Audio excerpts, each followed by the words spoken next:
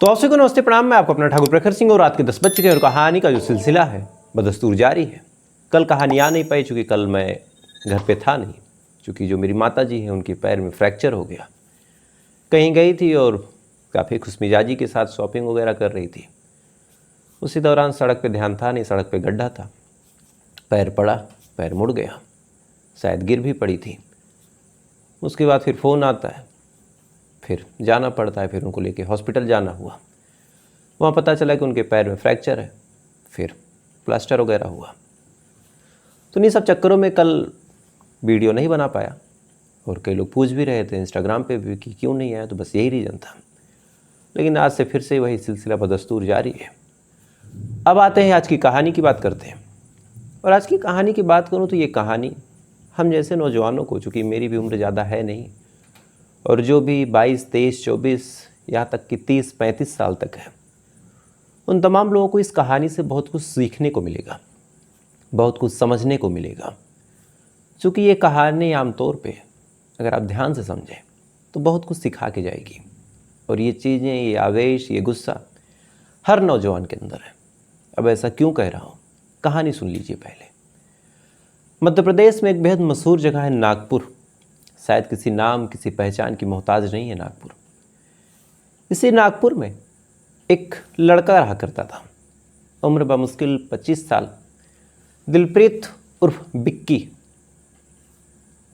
दिलप्रीत उर्फ बिक्की की कुछ साल पहले शादी हुई थी। शादी उसने लव मैरिज की थी। लड़की का नाम था मन्नत उर्फ मीनू। दोनों की शादीशुदा ज़िंदगी आगे बढ़ी, एक बच्चा भी हुआ। लेकिन चूंकि इन दोनों ने लव मैरिज की थी और परिवार वालों को लव मैरिज मंजूर नहीं था, तो परिवार वालों ने रजामंदी दी नहीं। इन दोनों की जिद थी कि शादी करेंगे, तो फिर इन्होंने घर से भाग के एक दूसरे के साथ परिवार वालों की मर्जी के खिलाफ शादी कर ली। अब परिवार वालों की मर्जी के खिलाफ शादी कर ली, इस वजह से परिवार वालों ने भी अपने घर पे इनको रहने नहीं दिया। कायदे से जो बिक्की के फैमिली वाले हैं उन्होंने, तो बिक्की फिर अपने परिवार से दूर रहता। इधर जो मन्नत है वो तो अपने ससुराल यानी बिक्की के साथ एक नई जगह पे फ्लैट रह के रहती।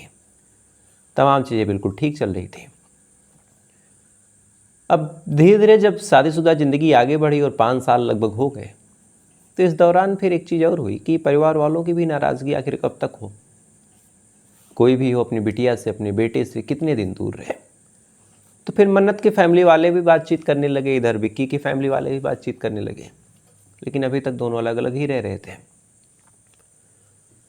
इसी दौरान अभी चंद दिन पहले की बात है, चंद दिन पहले मन्नत के परिवार वालों ने मन्नत को फ़ोन किया। और आमतौर पे ऐसा कभी हुआ नहीं कि मन्नत की फैमिली वाले फ़ोन करें और बात ना हो, क्योंकि 24 घंटे में एक बार वो लोग फ़ोन करते थे। मन्नत हालचाल अपना बताती थी, परिवार वालों का हालचाल लेती थी, उसके बाद फिर फ़ोन रख दिया जाता था। लेकिन 2-4 मिनट डेली रूटीन में था कि बिटिया से बात करनी है। मन्नत के परिवार वालों ने फ़ोन किया, फ़ोन लगा नहीं। फिर फ़ोन किया, फिर फ़ोन नहीं लगा। अब काफ़ी वक्त गुजर गया और फ़ोन लगा नहीं, तो परिवार वाले परेशान हुए। उन्होंने रात तक ट्राई किया। जब ट्राई किया और फ़ोन लगा नहीं, तो उन्होंने कहा कि चलो पास में ही तो है, चल के देख लेते हैं। क्योंकि मन में एक चिंता थी कि आखिर बिटिया का फ़ोन लग क्यों नहीं रहा।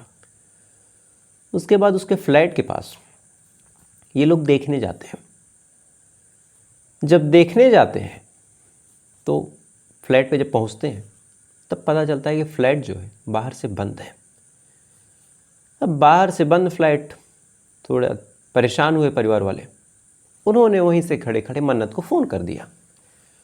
अब मन्नत को जो फ़ोन किया तो इत्तेफाक देखे कि फ़ोन फ्लैट के अंदर से बजने लगा। फ़ोन फिर नहीं उठा। अब फ़ोन फ्लैट के अंदर, बाहर से दरवाज़ा बंद। ऐसा कैसे, और रात का वक्त। परिवार वाले परेशान, उन्होंने पुलिस वालों को फ़ोन कर दिया। अब पुलिस वाले आते हैं। आने के बाद ये फैसला होता है कि जो फ्लैट है उसका लॉक तोड़ा जाएगा। इसके बाद लॉक तोड़ा जाता है। जब लॉक तोड़ा गया, उसके बाद ये लोग जब अंदर दाखिल हुए तो अंदर का नज़ारा बेहद खौफनाक था।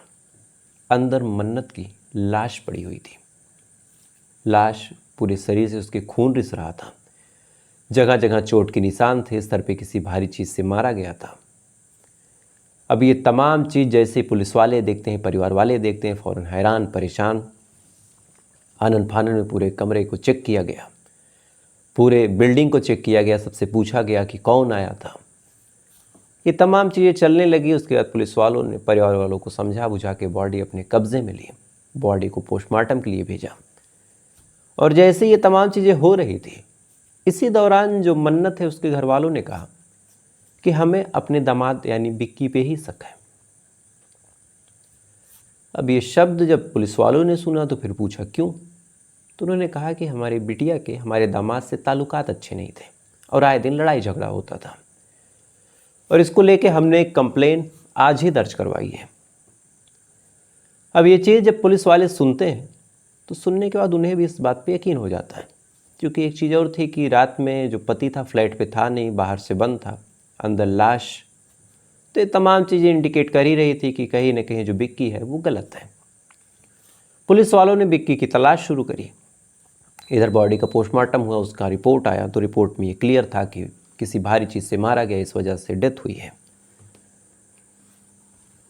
तो जब बिक्की की तलाशी शुरू हुई, लगभग 3 से 4 घंटे अलग अलग जगहों पे पुलिस वालों ने खाक छानी, अलग अलग कैमरों को चेक किया, अलग अलग जो स्ट्रीट पे कैमरे लगे होते हैं उनको खंगाला, पता किया, फ़ोन की लोकेशन चेक की। तो फाइनली 4 से 5 घंटे बाद बिक्की की गिरफ्तारी हो जाती है।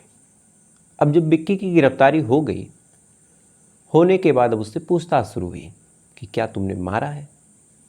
बिक्की ने कहा नहीं, मैंने नहीं मारा।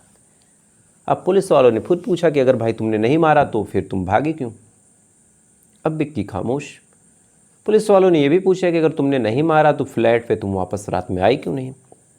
बिक्की फिर खामोश। साथ ही ये भी सवाल था कि तुमने फिर हाल खबर क्यों नहीं ली अपनी पत्नी की। अब तमाम सवाल जब पुलिस वाले पूछने लगते हैं और फाइनली बिक्की के पास जब कोई जवाब नहीं होता है, तब अंत में जो बिक्की है वो अपना मुंह खोलता है और खोलने के बाद पूरी कहानी सुनाने देता है। और ये कहानी जब आप सुनेंगे तो वास्तव में इतनी हैरान करने वाली ये कहानी है कि आदमी छोटी छोटी बातों पे कैसे अपने परिवार को तबाह करता है और एक 2 साल के बच्चे की ज़िंदगी कैसे बर्बाद हुई। अब आप समझिए। कहानी की शुरुआत साल 2019 से होती है। साल 2019 में बिक्की एक नॉर्मल एक जगह लगती है गद्दी गोदाम। इसी गद्दी गोदाम में कार के एक्सेसरीज़ की दुकान खोलता है। दुकान खोलने के बाद परिवार वालों से मदद लेता है, अड़ोसियों पड़ोसियों से मदद लेता है, ठीक ठाक पैसे उसमें इन्वेस्ट करता है। इन्वेस्ट करने के बाद उस दुकान को खोलता है, दुकान पे काफ़ी मेहनत मशक्क़त करता है। इसी दौरान इसकी मुलाकात मन्नत से होती है। ये मन्नत को देखता है, मन्नत इसे काफ़ी पसंद आती है। मन्नत का रवैया, उसका रहन सहन, बोलचाल का तरीका, उसकी बोल्डनेस, समाज में एकदम सीना तान के चलना, ये तमाम चीज़ें बिक्की को बेहद अच्छी लगी। बिक्की मौका खोजता है कि कैसे बातचीत हो। इत्तेफाक से एक दिन मौका मिल जाता है। उसके बाद बिक्की मन्नत से बातचीत कर लेता है। मन्नत भी जब बातचीत सुनती है उसे भी अच्छा लगता है, मुस्कुरा के वहाँ से चली जाती है। कुछ टाइम बाद बिक्की फिर उससे मिलता है, फिर दोनों टकराते हैं, फिर बातचीत होती है। ये सिलसिला यूँ ही बदस्तूर जारी रहा। लगातार दोनों बातचीत करते रहे। वक्त के साथ साथ फिर मन्नत भी कहीं ना कहीं इंटरेस्टेड हो गई कि हाँ बिक्की आ जाएगा, मुलाकात होगी। ये तमाम चीज़ें चलने लगी। धीरे धीरे वक्त आगे बढ़ा, समय बीतता गया, दोनों की दोस्ती हो गई, दोस्ती भी आगे बढ़ी, दोनों में प्यार हो गया। अब इधर दोनों में प्यार हुआ। प्यार होने के बाद अब दोनों ने फैसला किया कि एक दूसरे के साथ ही ज़िंदगी गुजारनी है, यानी एक दूसरे से शादी करनी है। तो शादी करने के लिए दोनों ने अपने अपने परिवार वालों से बातचीत की। बिक्की ने अपने परिवार वालों से बात की, जो मन्नत है उसने अपने परिवार वालों से बात की। जब बिक्की ने अपने परिवार वालों से बातचीत की तो परिवार वालों के रिश्ता पसंद नहीं आया, क्योंकि मन्नत थोड़ी सी बोल्ड मिजाज लड़की, सीना तान के समझ में चलने वाली, अपनी खूबसूरती को बेहद निखार के रखने वाली, वेस्टर्न कल्चर के कपड़े पहनने वाली, ये तमाम चीज़ें बिक्की की फैमिली को डाइजेस्ट नहीं। उन्होंने कहा कि हम इस शादी को नहीं करवा सकते। लेकिन अब बिक्की प्यार में था, वो जिद पे अड़ गया, बोला कि नहीं शादी इसी से करूँगा। इधर मन्नत भी अपने फैमिली में जिद पे अड़ गई कि नहीं शादी इसी से होगी। अब लड़का लड़की दोनों राजी, इत्तेफाकन दोनों बालिग भी थे, यानी माइनर थे नहीं, 18+ थे। परिवार वालों ने काफ़ी विरोध किया, लेकिन ना ही मन्नत सुनने को तैयार, ना ही विक्की सुनने को तैयार। दोनों एक दूसरे के साथ परिवार वालों की मर्जी के खिलाफ शादी कर लेते हैं। अब शादी करने के बाद चूँकि अब ना तो विक्की की फैमिली रेडी थी, ना ही मन्नत की फैमिली, तो दोनों ने फैसला किया कि अलग ही रहते हैं। उसके बाद एक फ्लैट इन्होंने लिया। लेने के बाद अब रहने लगे। अब चूँकि इन सब चीज़ों में काफ़ी पैसे वैसे भी लग गए और इधर जो कार एक्सेसरीज़ की दुकान है उस पर ठीक से फोकस हुआ नहीं, तो दुकान भी ठीक ठाक चली नहीं। वक्त के साथ साथ कर्जदार बढ़ते चले गए, कर्जा बढ़ता चला गया, लोग मांगने लगे अपने पैसे। अंत में आलम ये हुआ कि जो दुकान है वो टूट गई और अब काफ़ी बुरी हालत से विक्की गुजरने लगा। कुछ टाइम और गुजरा, उसके बाद उसने एक और किंग एक्सेसरीज़ नाम से कपिल नगर में दुकान खोली, इस उम्मीद में कि शायद ये चल जाए, लेकिन ये दुकान भी अब चल वल रही नहीं थी। इधर विक्की भी पैसे कमाने के नए नए शॉर्टकट देखने लगा।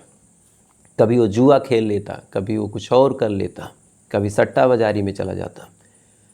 यानी जब पैसे सीधे तरीके से उसके पास नहीं आ रहे थे, नहीं टिक रहे थे, तो उसे लगा कि शायद अब जुआ खेल के कुछ शॉर्टकट आ जाए, 1 करोड़, तो उससे सबके कर्जे चुका दूं, बाकी लग्जरी भरी ज़िंदगी जीऊँ। इधर जब शादीशुदा ज़िंदगी आगे बढ़ी तो एक बेटा भी हुआ साल 2022 में। अब उसकी भी रिस्पॉन्सिबिलिटी आ गई।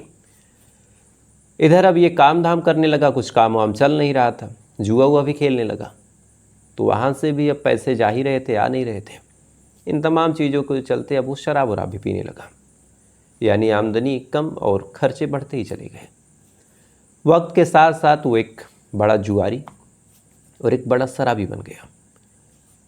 अब आए दिन मियाँ बीवी के बीच झगड़ा भी होने लगा कि शादीशुदा ज़िंदगी में हम लोग कैसे एडजस्ट करें।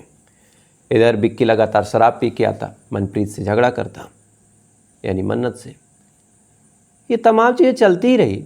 इसी दौरान जब तकरार ज़्यादा मियाँ बीवी के बीच होने लगी, तो जो विक्की था वो अपने फादर और मदर के साथ जाके रहने लगा और जो मन्नत थी वो अकेले फ्लैट पे रहने लगी। अब ये लगातार शराब पीता। इसी दौरान शराब पीने के इसको किसी ने उसी शराब के अड्डे पे बता दिया कि तुम्हारी जो पत्नी है वो एक गैंगस्टर से संबंधित है। एक जरी पटका जगह है, वहाँ का एक भाई है, एक लोकल गुंडा है, गैंगस्टर है, उसके साथ तुम्हारी बीवी के अफेयर चल रहे हैं। अब ये बात जब वो सुनता है तो सुनने के बाद काफ़ी नाराज़ होता है। नाराज़ होकर घर पे आता है। घर पे आने के बाद अपनी पत्नी से काफ़ी मारपीट करता है। अब जब काफ़ी मारपीट करता है तो पत्नी भी पढ़ी लिखी आज़ाद ख्यालों की लड़की, उसने अपने माँ बाप से शिकायत कर दी कि जो विक्की है वो मुझे मारता पीटता है। माँ बाप पहले से इस रिश्ते के खिलाफ थे, उन्हें भी मौका मिल गया, वो पहुँच जाते पुलिस स्टेशन, वहाँ पे उन्होंने कंप्लेन करवा दी। अब जब कंप्लेन हुई तो फिर पुलिस वालों ने विक्की को उठा लिया। उठाने के बाद आधे घंटे उसे बंद रखते हैं, फिर समझा बुझा के छोड़ते हैं। अब विक्की इस पे और आग बबूला हो गया। उसे लगा कि एक तो मेरी पत्नी गलत है, ऊपर से उसने मुझे जेल करवा दिया। अब इसके दिमाग में कुछ और चलने लगा। अभी अपनी पत्नी से एक तरह से मन ही मन बैर रखने लगा। अब तक रिश्ता जो 4 दीवारी में था, चूँकि वो थाने तक पहुँच चुका था, तो विक्की भी अब यहाँ चाह रहा था कि अपनी पत्नी से बदला लिया जाए। इसी बदला लेने के चक्कर में, चूँकि इसकी पत्नी जिम उम भी जाने लगी थी, इसका मन था कि जिम ना जाए और अपने आप को मेंटेन ना रखे। मैं इसका पति हूँ, इसकी सारी सुंदरता, सारा साजो श्रृंगार मेरे लिए होना चाहिए। इधर जो मन्नत थी उसका ख्याल था कि अपने आप को फिट रखने में कोई दिक्कत नहीं है, और शायद यही तमाम चीज़ें शुरुआत में विक्की को अच्छी लगी थी कि कैसे लड़की अपने आप को फिट रखती है, कैसे बोल्ड है, कैसे क्या है। बाद में वही चीज़ें खराब लगने लगी। तो फिर अभी 2 दिन पहले जो विक्की है अपनी पत्नी मन्नत से मिलने के लिए उसके फ्लैट पे आता है, और इन दोनों के बीच तब तलाक उलाक की नौबत आ गई थी। दोनों आपस में डिस्कस कर रहे थे। पत्नी का खासकर मन था कि तलाक ले लिया जाए, विक्की देने को तैयार नहीं था। इसी बात को लेके दोनों फ्लैट पे जब मिलते हैं तो फिर से झगड़ा हो जाता है। जब झगड़ा होता है और इधर विक्की काफ़ी नशे में था और पूरे मूड में था कि आज जिसको मारूंगा पीटूंगा, तो इसी दौरान जो मन्नत है अपने एक दोस्त जो उसके जिम में काम करता था, जहाँ वो जिम जाती थी, लाजर इमैनुअल को फ़ोन कर देती है वीडियो कॉल, और कहती है कि देखो मेरा पति मुझे मार रहा है। अब ये शब्द जैसे ही विक्की सुनता है, सुनने के बाद गुस्से में किसी भारी चीज़ से सर पे वार करता है। हाथ से फ़ोन छूट के गिर जाता है और जब फ़ोन छूट के गिरता है, गिरने के बाद लगातार ताबड़तोड़ वार वो करता रहा। इधर जो लाजर इमैनुअल है उसे भी पता था कि पति पत्नी के बीच झगड़ा होता रहता है, तो शुरुआत में तो उसे लगा नॉर्मल है, क्योंकि फ़ोन गिर गया था, कैमरे में कुछ दिख नहीं रहा था। लेकिन हाँ, पहला वार जब हुआ तो तब उसने देखा था। इसके बाद अपनी पत्नी को मार डालता है। मारने के बाद दरवाज़ा बाहर से लॉक करता है और लॉक करके चला जाता है। अब ये तमाम कहानी जब विक्की उर्फ दिलप्रीत सुनाता है तो फिर लाजर इमैनुअल को बुलाया जाता है और बुलाने के बाद उससे भी जब पूछताछ की जाती है तो उसने भी बताया कि हाँ, मैंने वीडियो कॉल पे पहला बार करते देखा था। तो आप सोच के देखिए कि दो लोग आपस में पहले परिवार के खिलाफ जाके शादी करते हैं, शादी करने के बाद फिर शुरुआत अच्छी चलती है, शादीशुदा ज़िंदगी आगे बढ़ती है, एक बच्चा भी होता है। इसी दौरान फिर तकरार इस कदर होती है कि बाहरी लोग इन्वॉल्व होते हैं, कैरेक्टर एसिनेशन होता है, एक दूसरे के चरित्र पर शक होता है, एक शराबी निकल जाता है और विक्की के हिसाब से वो कैरेक्टरलेस निकल गई।